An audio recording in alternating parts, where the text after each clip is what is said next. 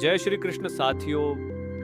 आज हम बात करेंगे भारत के तीसरे ज्योतिर्लिंग महाकाल ज्योतिर्लिंग के बारे में, उस स्थान के बारे में जहां स्वयं काल भी नतमस्तक हो जाता है। कल्पना कीजिए एक ऐसे स्थान की जहां समय खुद थम जाता है, जहां हर धड़कन यह एहसास कराती है कि यहां जन्म और मृत्यु का निर्णय किसी और के हाथ में नहीं बल्कि स्वयं महाकाल के अधीन है।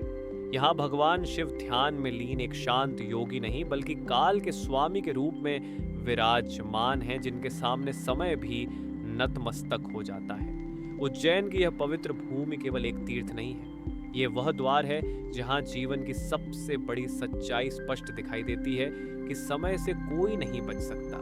राजा हो या रंग देवता हो या दानव, अंततः सभी को महाकाल के सामने शीश झुकाना ही पड़ता है।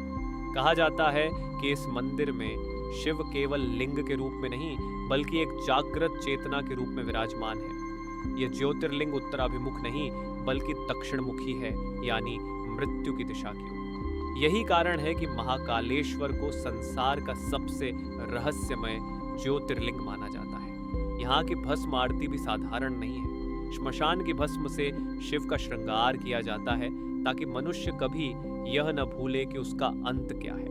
जो इस सत्य को स्वीकार कर लेता है वही वास्तव में भय से मुक्त हो पाता है। लेकिन क्या आपने कभी सोचा है कि उज्जैन में अकाल मृत्यु क्यों नहीं मानी जाती? क्यों आज भी तांत्रिक साधनाएं इस क्षेत्र के इर्द गिर्द होती हैं? और क्यों कहा जाता है कि महाकालेश्वर ही वह एकमात्र ज्योतिर्लिंग है जहां शिव स्वयं अपने भक्तों की रक्षा करते हैं? इन्हीं प्रश्नों के उत्तर खोजने के लिए आइए अब हम इस दिव्य कथा की शुरुआत करते हैं उस भूमि को समझने से जहां स्वयं काल नतमस्तक है। उज्जैन भारत की उन चुनिंदा नगरियों में से है जिन्हें मोक्षदायिनी माना गया है। पुराणों में इसे अवंतिका कहा गया है। यह वही स्थान है जहां प्राचीन काल में समय की गणना होती थी। कहा जाता है कि भारत की शून्य रेखा मेरिडियन उज्जैन से होकर गुजरती थी। यह केवल खगोल शास्त्रीय तथ्य नहीं बल्कि इस बात का संकेत था कि यह नगर समय का केंद्र है, और जहां समय का केंद्र होता है वहां काल का स्वामी स्वयं विराजमान रहता है। इसी कारण शिव यहां महाकाल कहलाए। मान्यता है कि उज्जैन में मृत्यु भी सामान्य नहीं होती। यहाँ प्राण त्यागने वाला व्यक्ति जन्म मरण के बंधन से मुक्त हो सकता है, क्योंकि यहाँ मृत्यु यमराज के नहीं बल्कि स्वयं शिव के अधीन है। यही कारण है कि महाकालेश्वर ज्योतिर्लिंग को केवल पूजा का स्थान नहीं बल्कि जीवन और मृत्यु के बीच का सेतु माना जाता है। और इसी पवित्र भूमि पर घटित हुई वह घटना जिसने महाकाल को साक्षात प्रकट होने पर विवश कर दिया। अब आइए चलते हैं उस कथा की ओर जहां स्वयं शिव को अपने भक्त की रक्षा के लिए हस्तक्षेप करना पड़ा। उज्जैन के राजा चंद्रसेन केवल एक शासक नहीं थे बल्कि महाकाल के अनन्य भक्त थे। राज वैभव, शक्ति और संपन्नता होने के बावजूद उनका मन केवल एक ही नाम में लीन रहता था, महाकाल। वे प्रतिदिन पूरे समर्पण के साथ शिव की आराधना करते थे।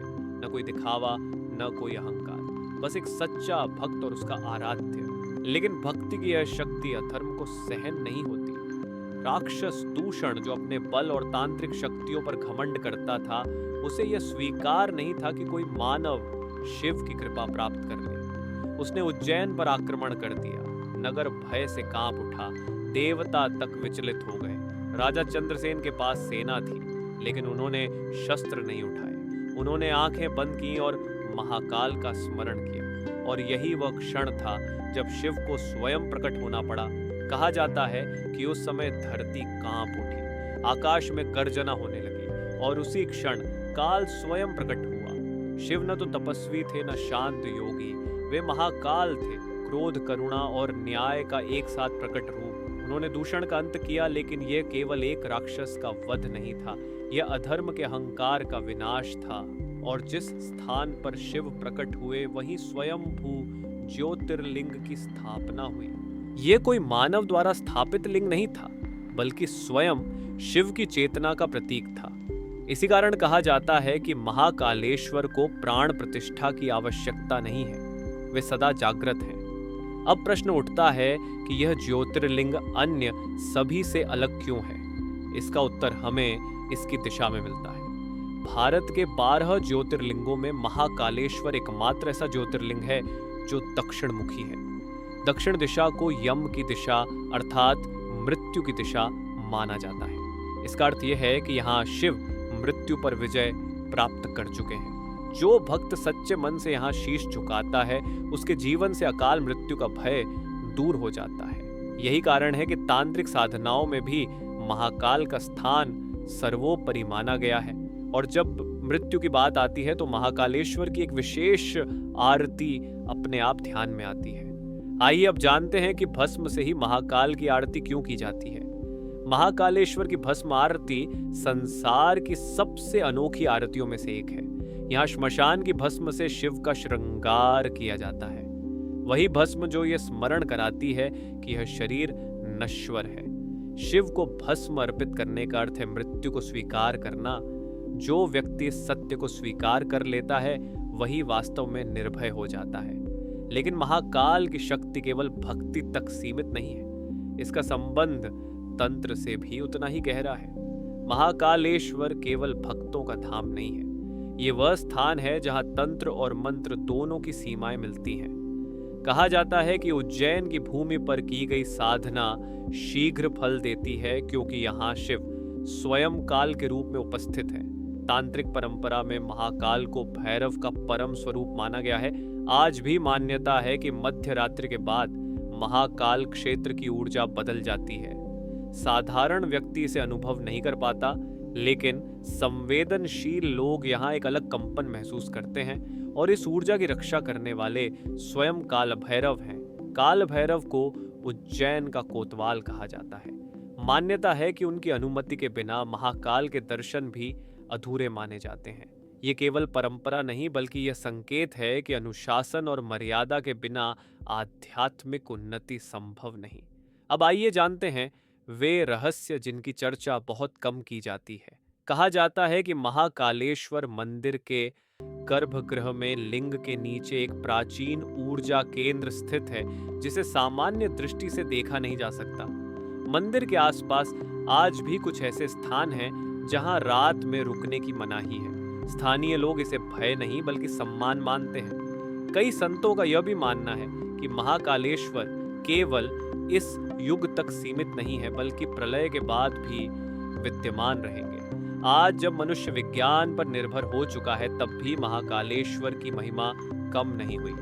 उद्योगपति, नेता, कलाकार और साधारण भक्त सभी यहाँ एक समान होकर शीश झुकाते हैं क्योंकि महाकाल के सामने सभी समान हैं। महाकाल हमें यह सिखाते हैं कि समय से डरने की आवश्यकता नहीं है। जो व्यक्ति समय को स्वीकार कर लेता है और मृत्यु को समझ लेता है वही जीवन को सही अर्थों में जी पाता है।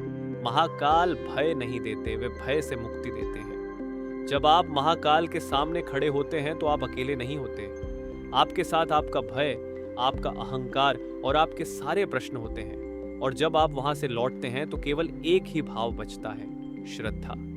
यदि यह कथा आपको भीतर तक छू गई हो तो इसे लाइक करें, अपने प्रियजनों के साथ शेयर करें और कमेंट में लिखें जय श्री महाकाल। ऐसी ही दिव्य और रहस्यमयी कथाओं के लिए चैनल को सब्सक्राइब जरूर करें। हर हर महादेव। जय श्री महाकाल।